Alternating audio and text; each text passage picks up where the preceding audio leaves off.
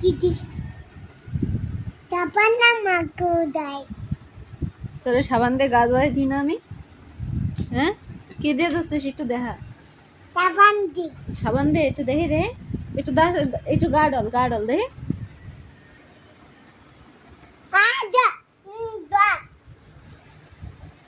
তোমারে শিখালো কে ভাইয়া? তরমুজ দিয়ে ডললি স্যার আজকে বাতা বিললে বুঝি ডল।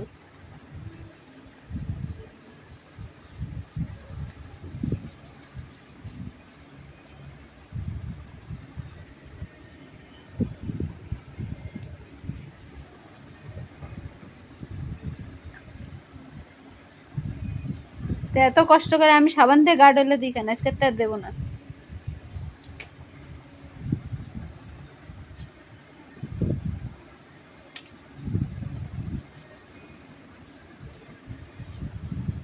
রাত বাজে কয়টা?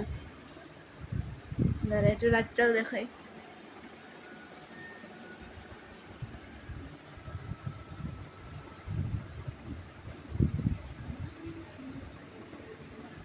হয়েছে?